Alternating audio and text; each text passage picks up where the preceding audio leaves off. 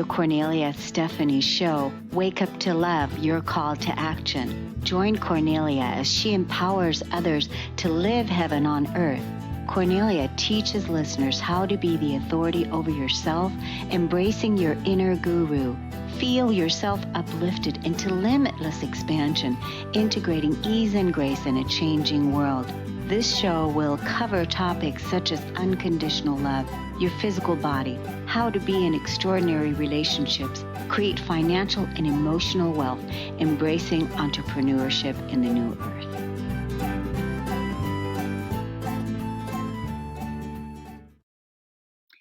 Hello, everyone, and welcome to the Kornelia Stephanie Show. It's an honor and a pleasure to be with you this morning, and we are back with the self-realization and the inner child, and we have with us Francois Gerland and Nadine Searle. Welcome to the show. Hello. Nice to see you again. It's wonderful to see you, and here we are. We are present with our inner children, aren't we? Definitely. We're present with our inner children. Yeah, I've got mine here. Thank you. Me a little Nadine. And there's my little Steffi. We'll talk more about the names of our inner children, and how fun that is, the inner family, the inner audience. And for now, I'm so happy that we are back talking about this. This is one of the most secret jewels in the universe. I really find that when we really understand and love the inner child, and we understand what those missing parts are about that we didn't receive in our childhood, we can heal them today. It doesn't matter how old you are. It doesn't matter what the story is. The tools are there. And that's what this series is about. This is self-realization and the inner child, part 13. Last segment, we brought you Francois, and he is so amazing that we're going to bring him back many more times. We're just going to keep expanding this topic. And so, Nadine, well, first of all, let me, I have to also give a shout out to our sponsor before I forget. I get so excited about this that I forget. I just want to go straight into it. But I do want to shine a light on our sponsor, Susan Axelrod, the sponsor of the Kornelia Stephanie Show, the sponsor of this particular series, the self-realization in the inner child. Yeah. You can find Susan at whatwillyourlegacybe.com. And Susan empowers women in midlife to get in touch with what their legacy is about. It's important. You can find her also on YouTube. She just started that channel, putting a lot of attention there. So go hit that like button, hit that subscribe button, and subscribe to her show. We're so grateful for your sponsorship, Susan. Thank you so much. Whatwillyourlegacybe.com. Thank you, Susan. Thank you. Yes. And so now here we are, Nadine. Last when we had Francois on, you brought up some really good questions and some really good things that came up for you when you were working with the video after looking at the timestamp, and things that it brought up for you during our conversation. Do you want to give us a little bit of feedback again, what sparked it, and then take us to it? Definitely. It was wonderful what you said, Francois. There was so much there. And it did bring up a few questions for me. But one of the bits that I'd like perhaps to talk about a bit more today, in relation to the adapted child, which I love that term actually, really where you were saying about how we learn as children to get love by earning it. And I could really relate to that, because when I was a child, that is what I learned. You get love by being good, by doing things. And it was that it developed a neediness in me, if that's the right kind of word. So I could really understand that. I also felt that turned me into, as I grew, into a people pleaser. That was my main aim, to actually go, if I make people happy, they will love me. And, I can see now that was a little bit misguided, but that is what I learned, and that's what I did. I got very good at it, actually. It also turned me into what I would call an overgiver. So I was giving too much. I was not looking after myself because I didn't really see that as important. So it was very much I was looking after the needs of others and not looking after my own needs, which I find is very common, and you probably too. Very. Yeah. And with a lot of people I work with, I know that your answer was quite a lot of things you put there, a lot of information for us. But one of the things I heard was love yourself. We can love ourselves. I have learnt to do that, but I didn't find it very easy. And a lot of people that I work with, they struggle with that. They ought to go, okay, I know what you're saying, love yourself, but it's not that easy, is it, to do? Yeah. So I was just wanting to perhaps ask you, how can we change that? And maybe more importantly, what can we do to actually start that process? Is there something perhaps you can share with everyone today to say, how can we start that process of beginning to love ourselves? Because I think it is a process, isn't it, to get that Yes. change? Yes. It is a tricky process, especially when it is asked like that. I mean, I did that, of course. I went in front of a mirror and I said, I love you, Francois. You are so gorgeous. It simply just doesn't work. I mean, there may be some people there, and well, good on them, but that doesn't work. Now, this is exactly why Cornelia has had the wonderful idea to put out this topic of the inner child. Now, the easiest being in the world to love is a child. That is clear. I mean, you just have a group of totally boring grown-ups in a room, and then a child arrives, and everybody just is on their hands and knees and just saluting this child, and then becoming silly, but becoming happy, which is quite incredible.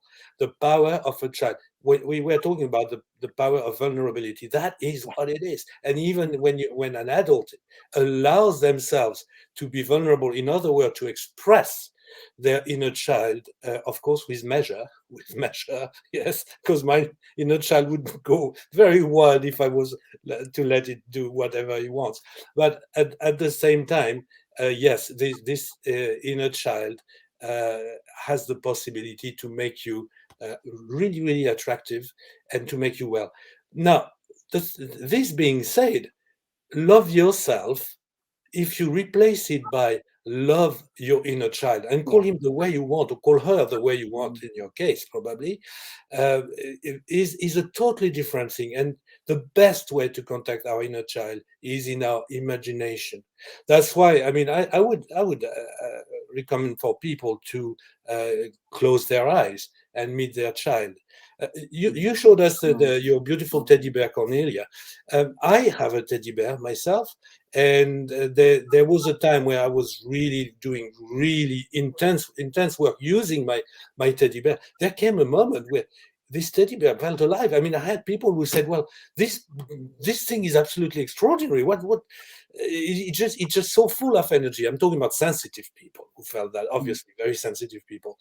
But yes, so yes, turning your attention to your inner child, that means for that you have to recognize, and that is the I would say slightly difficult bit, to recognize when you start feeling, in pain or sorrow, or just not unwell or sad, or to recognize that it is a call from your inner child.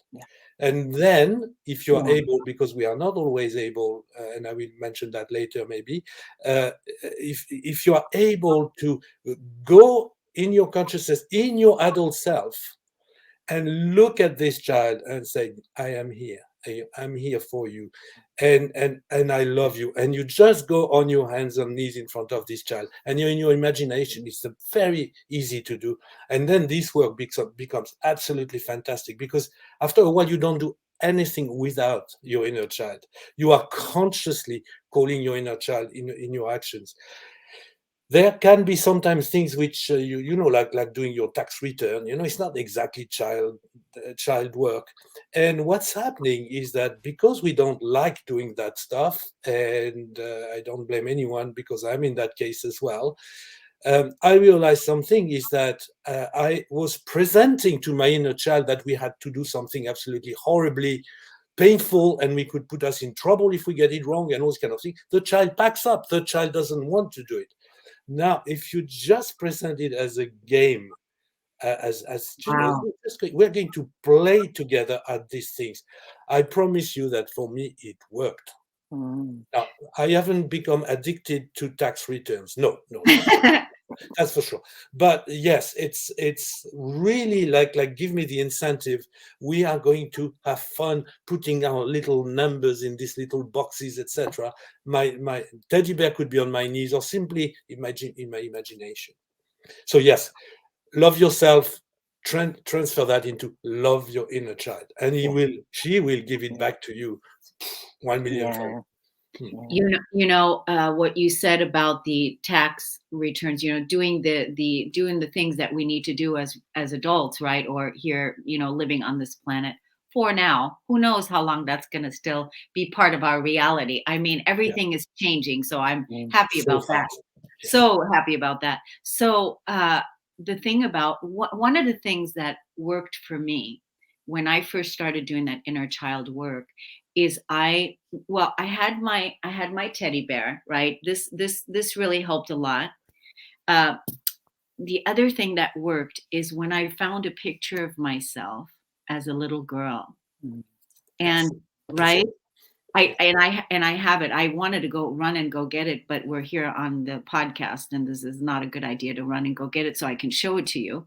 That's my inner child going, look, this, So I found a picture of myself when I, was a little girl, a sweet picture that I really love. And when I was doing that deep inner child work, I would look at that picture, and I would talk to her, Mm. and I would talk to her, and I would ask her, what does she want? What does she need? And I would ask her to come out and tell me what some of the things were, to create that safe space, Francois, Mm. that you talked about also in our Yes. previous episode, to create that safe space. And so that was one of the ways that it worked for me. But like, you gave really good recommendations also, and we all have to find the way to talk to our inner child in ways. When you talked about the mirror, I can relate that, it's Yeah. hard looking in the mirror and you're Can't do looking that. at Yeah. your adult Yeah. self, because you're looking at all the things that you've carried with you in this lifetime, and there may be judgments, and then Yes. it's not as so. When you're going back to the past, it's important that you find your way to talk to your inner child. That's why sometimes having a coach, having a therapist, having Mm. someone that is, knows how to do this work is really helpful, right, Yes. Yes. Francois? Yeah. Of course. Yes. Of course. Yeah. It is interesting to see, because as you were talking and showing us your teddy bear, that reminds me of one day I was giving a training, and one of my students was a businessman of really fairly high level. He was the general manager of his company, and I gave him the program, and I said we will use teddy bears, and he talked to me and he said, I will follow everything you are going to teach, that's for sure, but for the teddy bear, I don't know. So I said, bring one just in case, and we will see. So he had a teddy bear just like that in the bottom of his bag, and he was not ashamed about that. Now, he was the only one of that training who at the end of the training, the last few days, he had his teddy bear stuck here, and the head was coming out. Just Yeah. to show you why, because the moment you start recognizing your feelings, that something opens, and it's absolutely magical. Now, there is one point I would like to make, and because what you said, Nadine, about the adopted child and its consequence. When you Mm. said you are not the only one, yes, I mean, you're far from being the only one. It just is something which, in some cases, like yourself, well, you do your homework, and you Yeah. become the Yeah. beautiful woman you are, and that's okay. You still have the tendency. We keep the tendencies that we have, but at Mm. least you know how to put the brakes on. You've Exactly. learned that. You Exactly. have Yeah. a functional adult. Now, it Mm. can go sometimes. For some people, it would be permanent, and other people, I would say, like ourselves, it could be from time to time on a bad day, a Mm. difficult day. Mm. At that moment, where you are completely in this, I would say, despair from not being able to give enough, you are just exhausted. People are not grateful to you. They are not giving back what you need. Mm. Now, what's difficult is at that moment, if you want to go and look after your inner child, it can be tricky and difficult for one reason, is because at that very moment, you are actually identified with your inner child. You are completely submerged with your old feeling of despair and being unwell. And when you are, and on top of that, you are asked to look after a child. No, thank you. I mean, I just want to be in my bed and cry. You know, that we all know this kind of thing. And this is a very good moment where you have to then admit, recognize that you're identified with a child. What does a child want when things are wrong or difficult or painful? He wants to be loved. Well, I said that last time. He wants to be loved, he wants to be saved, and he wants to be guided. Who can do that? Ah, shit, the adult self is not available. What shall I do? Now, this is when we touch the beautiful archetypal inner family, the inner parents. Now, if you read the beautiful work of Carl Jung, you will know about the inner parents. The inner parents are actually a part of us, if I could put it this way, of our soul, of our higher self, if I can use this expression, which is they are completely loving, completely present. They do exist. They are functional. They are functional anytime. In other words, they won't be at work when you need them. And they are very, very easily accessible with your imagination if you make yourself the child, go vulnerable and said, Mommy, Daddy, I really need you. Now, it may sound absolutely insane. What's that? These parents who don't exist. I don't already have two parents and all that. Just yes, we all have two parents, and they are absolutely wonderful. Except, well, not always wonderful. It depends. You know, there are all sorts of stories there. But the inner parents will be always always on your side. Will they always agree with the stupid things you want to do? Not always. Then they will let you know, but they will never prevent you, and they will love. They will be with you to put Humpty back together when you have crashed and made your mistakes, and that we all do. But that's okay. But you have this unconditional love and forgiveness, which is accessible at all time. Contacting your inner parents is a beautiful thing to do. And who can do that in you? The inner child. And where are the inner parents? In the realm of the spirit and the high soul. So some people would say, well, in fact, in the Christian, you say about Jesus going, I need to go and talk to my father, says, well, did he have a telephone in Palestine at that time? How did he talk to his father? Or some people say, yes, because he was the son of God. Yes, well, maybe, but he said himself, you can do what I have done and more. So that is exactly what he was doing. He was going inside and he was contacting functional inner parents, and of course the result was that he was shining all over the place. So that is the point I wanted to make, is that there are moments where loving your inner child is not that easy, and that's okay, because you are the child at that moment. So you are identified with the child. yeah, I mean, you said so many things. Of course, I'm sure you're feeling that way too. It's like check, check, check. Yes, yes, yes. So much, Everything yeah, that so you much. said. And I must bring in an experience really quick here Yes, please. to that I had in when I first started doing my inner child work. I was planning on moving, and well, I was planning on moving, and I flew to from Washington State to uh, Santa Fe. I looked for an apartment. I secured the apartment. I put the deposit down. I did all of those things. And then I was in that process of that work with my inner child. And Right. so when I came back to Washington, all of a sudden, when I was sitting with my inner child, she said, Mommy, I don't want to go. Ouch. She said, Mommy, I don't want to go. She said, Mommy, I don't want to go. Everything was arranged. Because you said that sometimes we're not going to listen to the things that the inner child wants us to do. You know what I did? I canceled everything to Oh, wow. honor the inner child, because I wanted to anchor it in, Yes. because I wanted to give the inner child what she never had, because my parents were never available. My father was absent. My mother was the breadwinner. My Yes. mother wasn't there. I never received anything I needed. My Yes. emotional needs had to be put aside from the time I was a little girl. So now that my little girl said, I don't want to go, mommy. So I called up the place in Santa Fe and I said, I need to cancel it at the risk of not getting my money back. Yes. Yes, of course. In honor to honor the inner child. That's right. Yeah. And this is beautiful, Cornelia, to share this. And what I would like to say, usually when that happens, and I'd like here to have a little warning.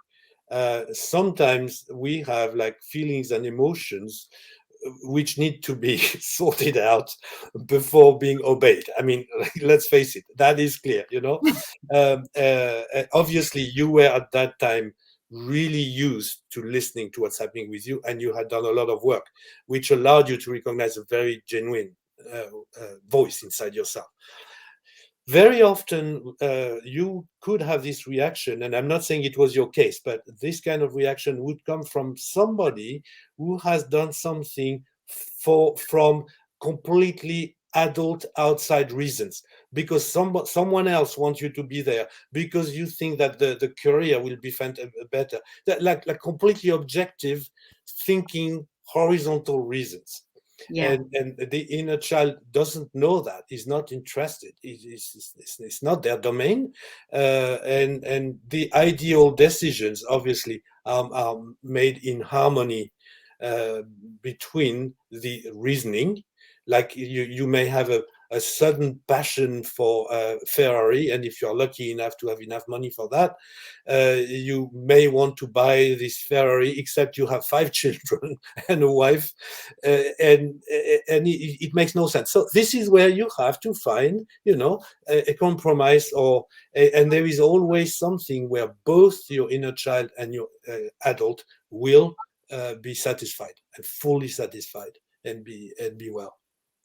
Yes, for me it was really important because this was the way for my inner parents to be there for my inner child, and I knew that. And also I understand what you're talking about when you mentioned the inner parents being the mother God, the father God, the inner parents Yes, being the highest self, and that's definitely how I relate to my inner family. And absolutely. so basically how I healed my inner child and healed the inner wounding was to imagine my inner family, Mm, the yes. the mother and the father, and then that's how I did it. So I love that you brought that up. This was so great today. The beauty of this is that you know, the concept of God for the ones of us, because it's not everybody who has you know, like religious feelings or whatever it is. Now, the way God was taught to me when I was little, he was this, you know, this guy over there, you know, behind the clouds, who was just looking at me and criticizing everything I do, and when I needed him, of course, I couldn't reach him because I was a bad boy. All this kind of thing, which is like, you know, it made it extremely difficult. And I'm not blaming, you know, whoever were the priests or whoever they were. You know, they were giving me their best, but that was not satisfying at all. Now, when you contact, and what I mean by contact is that you feel inside yourself the presence, I mean presence of your inner parents, or it can be one at a time, and it doesn't really matter.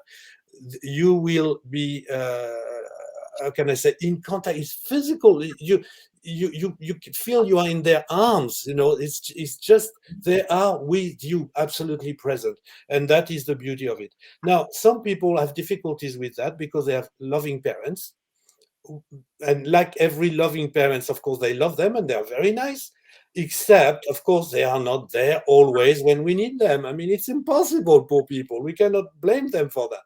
Now, the thing is that we have to understand that our inner parents if our parents are functional, at least at times, our inner parents can manifest through them, through our physical parents. And then the two become, like together. But your inner parents will never, ever do things which could harm you, which physical parents sometimes do it with the best will. But our parents have made mistakes. If we have children, we've made mistakes with our children, and that's okay. Our inner parents will not make children. We won't get hurt by them. Well, because the inner parents are the mother God, the father God, That's and right. they're not going. They cannot. They will come at it from the highest place.